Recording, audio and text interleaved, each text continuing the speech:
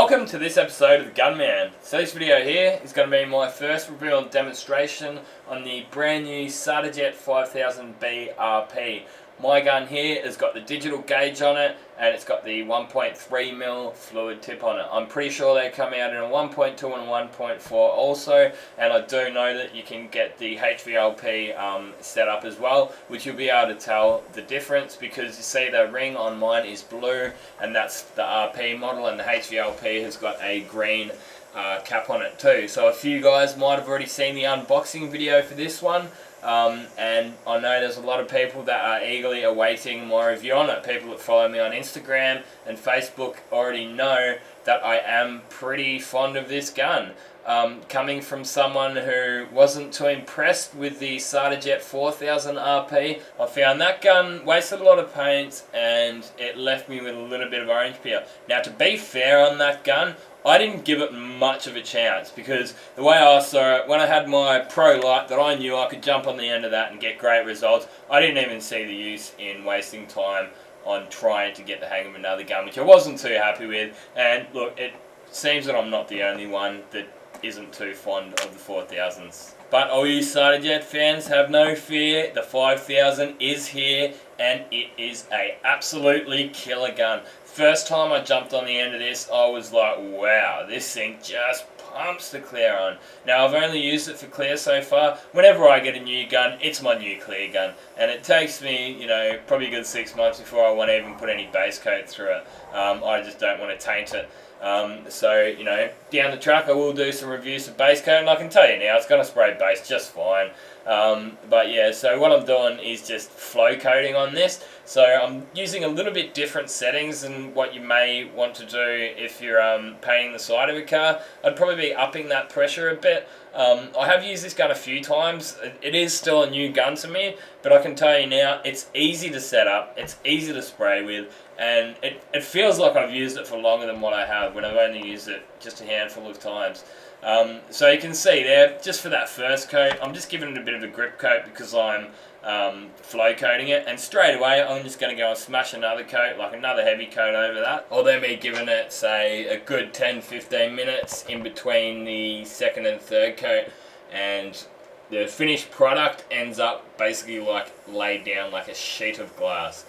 I'm going to take you guys through the fan width and some of the pressure settings and stuff like that at the very end, just doing some test sprays with a few different distances and show you guys how big the fan is right at the very end.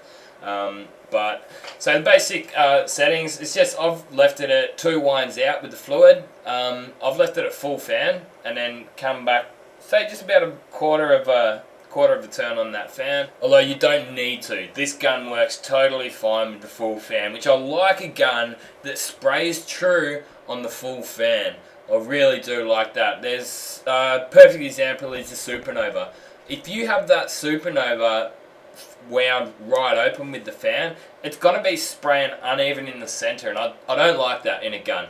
Why not just have the fan set to where it sprays true at full fan? That, when developing a gun, that's the way I would want it to be built anyway. So there you go, that's just the first coat of clear. Next up, we're going to just, smash it on even heavier, I'll tell you what. And after that, I'm also going to be taking you guys through a bit of matte clearing using exactly the same gun, exactly the same settings, and you'll see how you can get a totally different finish just by adjusting the way you're spraying. So you can see that fuel tank, it's off a HQ Holden Ute. A lot of you guys have seen a lot of the restoration, repairs and paintwork that I did on that black Ute. Now the customer's brought back that fuel tank and he wants it painted in clear over base matte black 2-pack. So I'll take you guys through that next. Okay, so next thing I want to talk about is the price and value for money. Now, it is an expensive gun, but you pay for quality. We all know that. This gun should last me a lifetime. It's German engineering at its finest. In Australia, these guns can go up for up to $1,200. And to be honest, a spray gun isn't worth that much to me. So what I did, I went onto eBay and I found one coming from Italy.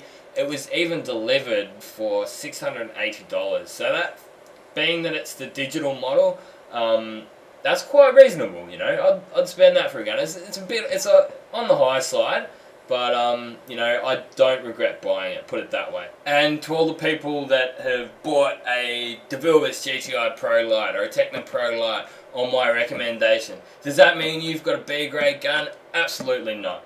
The Pro Light is an awesome gun. They both, basically at the end of the day, they're both spray guns and they both spray paint. But I'm more focusing on this gun and how this gun sprays for this video. Look, I'm sorry to say to my mates at DeVilbiss, but I don't think I've used a better clear gun than this in my life.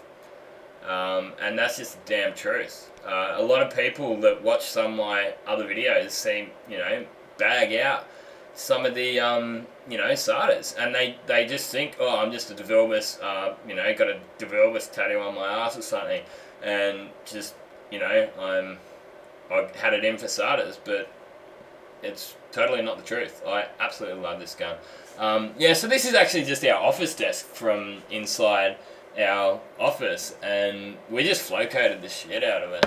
There's probably about 6 or 7 coats of the DNA Diamond Clear on there. And yeah, we were just having a bit of fun. This was just for the sake of it, because I've just recently gone to that DNA course and learned how to use all their cool products. So I just thought, hey, I may as well put something to use, and something's got to get used, being our office desk. And yeah, just put some of those cool products, all the mutant crystals, all these different candies, and just with a bit of airbrushing. I know it's pretty amateur, but hey, you got to start somewhere. Just keep watching this space, and hopefully one day I'll get a little bit better. You guys can follow me on my journey, and obviously I'll do my best to explain every step of the way as I learn.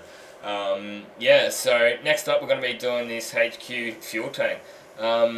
Doing it in matte clear. I'm using DuPont flattening base. I'm using 70% of that with 30% of the Duke Zone plus 2K clear, and then after that you then mix that at your 2:1 ratio with hardener and 0% reducer, I found. Again, you really don't want to put this on too heavy. I do get a few people asking about how to do matte finishes, so yeah, I'll just decided to include that in this video. But next up I wanted to talk about why did I decide to get the RP. Because it's a conventional spray gun, so I've gone a bit off HVLP guns these days. They're sort of a bit annoying. They atomize the paint very thick. They're more designed for low VOC and HS clears. The ones that are really, really thick, and yeah, I just don't like them, to be honest, anymore. I'm happier with a conventional spray gun and using clears that are just a bit thinner, and if I do have to use a low VOC or a HS clear, I'll just put, you know, 10-15% reducer in it, and you can spray them out of these guns totally fine. So don't worry if you do get an RP that you won't be able to spray your low VOC and stuff like that out of it, because you will, and you'll be able to get great results with this. It's more if you're using LV/LP spray guns, which the best I know, I don't even think SATA do LV/LP caps. And why did I get a 1.3? Main reason being, it's just what I was familiar with. But to be honest, in hindsight, I reckon I could have about just gone for the 1.2. Look, I would nearly recommend apprentices. If you say first year apprentice, or if you're someone that's been getting runs, get a 1.2. Because this thing, first job I painted with it, it was a BA Falcon Ute. My Instagram followers know all about it. But I got, yeah, couple of decent sized runs just in the bonnet, and it's partly just fine tuning a new gun. I reckon I'll be able to wind that fluid in a touch and maybe just go a bit quicker on those kind of areas, and I'll get this working no dramas. I don't regret getting 1.3, but yeah, maybe just go for a 1.2. I'm sure it'll work fine. So there you go. Next up I'm going to be doing a couple of spray tests that I told you about at the start. Doing 5cm and 10cm distances.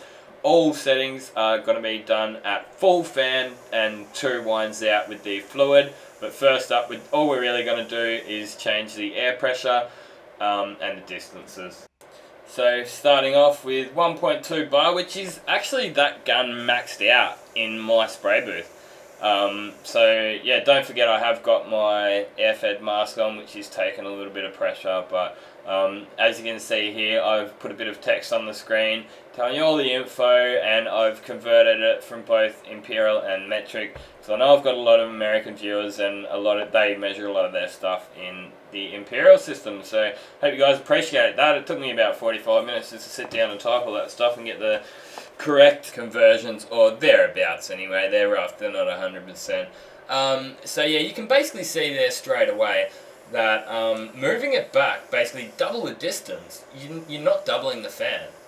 So it really shows that you don't need to hold these guns so far back. You can hold them in real close, which also means you're going to get a better fluid transfer. It's going to be less wastage in the atmosphere. So all I've done here, I've just dropped the pressure down.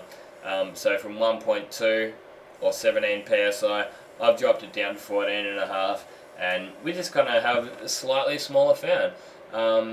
It can be a bit of a two-edged sword, you know.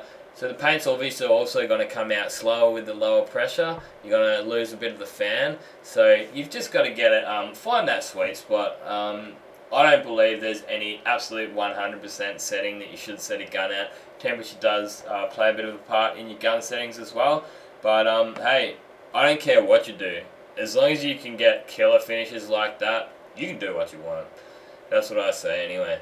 So yeah, this is a pretty cool looking office desk, I reckon. I mean, you know, there could be some, you know, pro airbrushes watching this thinking, man, that's crap. But hey, I had fun doing it. I think it looks cool. And even this one up here, you know, like, that's very basic. I don't know if I really like it. I learnt a bit when I was doing it, and I had fun, so there you go. It's just something to put up in the office, and there's the fuel tank. You can just see one or two of those little bits of dust, but it's definitely going to be acceptable that something that sits up underneath the car. You might only see one or two little spots of it, and it's definitely protected it. So there you go. I'm going to give that a big 8.5 out of 10. Main reason it didn't get a 9 or a 10 on the price. There you go. Check these videos out if you haven't already seen them. Thanks for watching, and this has been another Gunman production. Goodbye.